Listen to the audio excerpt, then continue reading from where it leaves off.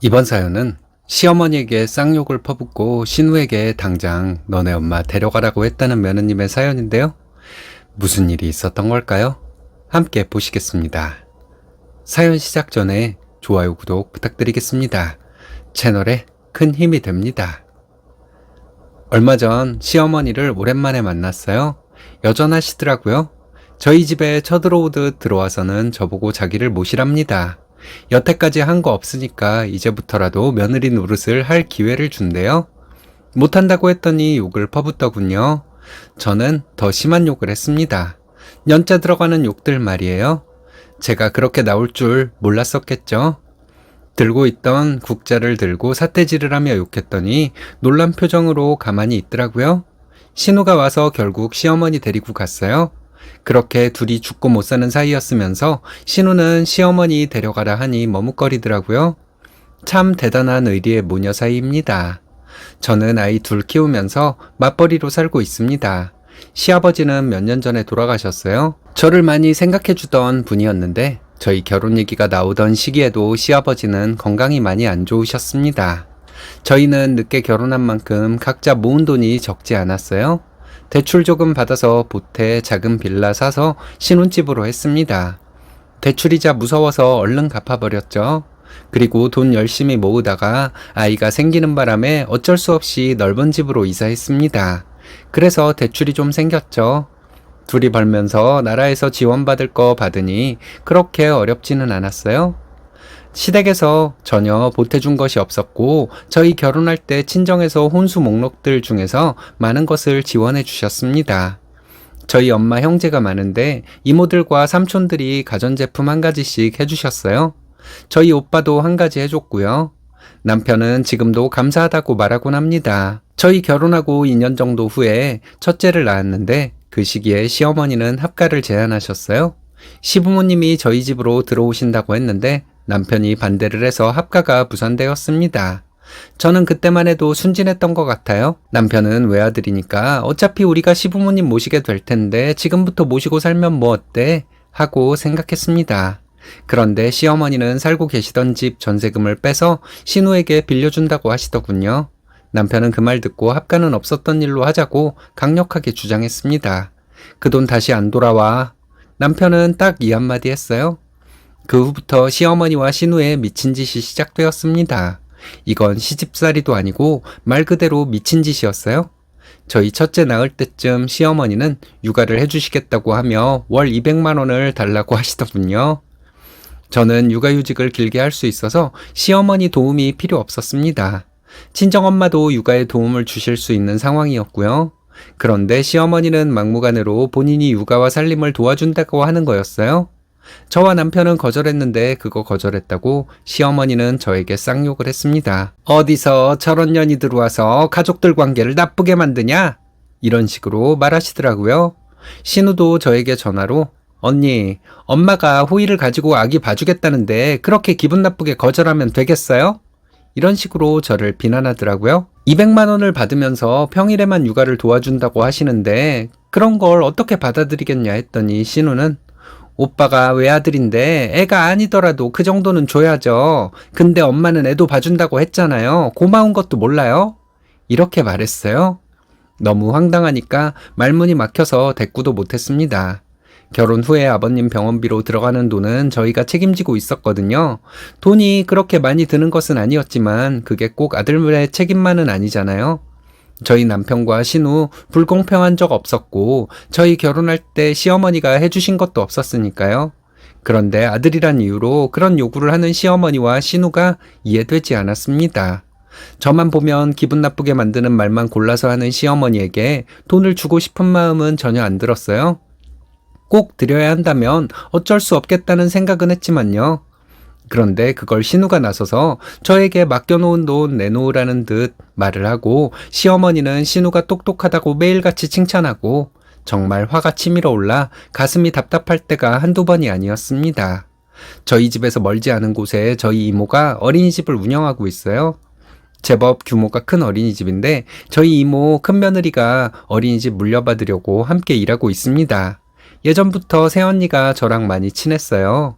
그래서 저희는 아이 둘 다 안심하고 어린이집에 보내며 편한 마음으로 회사를 다닐 수 있었습니다. 시아버지 돌아가시고 나서 1년 정도 후에 황당한 말을 들었습니다. 신우가 저 때문에 자기 친정에 가기가 눈치가 보인다고 했답니다. 시어머니한테 전해 들었는데 시어머니는 네가 시댁에 뭐 한 게 있다고 그렇게 애한테 눈치를 주니? 아랫사람을 따뜻하게 대해줘야 하는 거야. 이러셨어요. 제가 눈치를 준 것이 뭐가 있냐. 내가 신우 눈치를 봤지. 신우가 나한테 얘기할 때 말투만 봐도 아시지 않냐? 했더니 제가 말대꾸를 하는 거라더군요. 시험이 혼자 됐다고 무시하니? 어른이 그렇다면 죄송합니다 할 것이지 어디서 말대꾸야 말대꾸가. 하는데 시댁에 대해서 아무런 기대를 안 해야겠다 결심했습니다. 남편에게도 제 마음을 확실하게 말했어요. 남편은 항상 저에게 미안해했지만 해결은 해주지 못했습니다. 저희 남편은 워낙 약한 성격이거든요. 드센 시어머니와 신우를 못 당해내는 성격입니다. 남편이 답답해 보일 때도 많았지만 저와 아이들에게 한없이 자상한 사람이고 가장으로서 성실하게 일하는 사람이기 때문에 크게 불만을 가져서는 안 된다고 생각했어요. 신우는 댄스 교실을 운영하는 사람이에요. 신우 남편은 신우에게 빌붙어서 사는 사람이죠. 신우가 운영하는 체육관 관리하고 청소하고 회원 관리도 합니다. 그런 심해부가 신우는 그렇게 존경스러울 수가 없다고 입버릇처럼 말하곤 했어요. 시어머니도 당신 사위만한 남자가 없다고 하더군요. 와이프가 하는 일 도와주며 살고 있는 남자가 뭐가 그렇게 대단하다는 건지 저는 남편과 맞벌이를 하며 살고 있는데 남편이 벌어다 주는 돈으로 살고 있는 것처럼 늘 말씀하시고 시어머니는 그렇게 믿고 싶으셨나 봅니다. 신우가 한 번은 자기네 사업장을 넓힌다고 돈을 빌려달라고 했어요. 3달 후에 돈 들어올 곳이 있으니 바로 갚겠다고 했는데 저와 남편은 단호하게 거절했습니다. 그 후로 시어머니는 저에게 가끔 무슨 일 무슨 년이라고 하면서 쌍욕도 하셨어요. 물론 남편 안 들을 때만 그러셨죠. 혼잣말하듯이 들릴 듯 말 듯하게 하는 것이라서 처음에는 잘 못 알아들었습니다.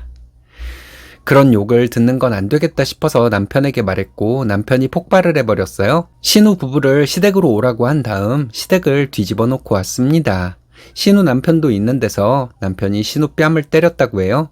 엄마는 때릴 수 없어서 안 때린 것이고 한 번만 더 저를 불편하게 하면 가만히 있지 않겠다고 하고 왔답니다.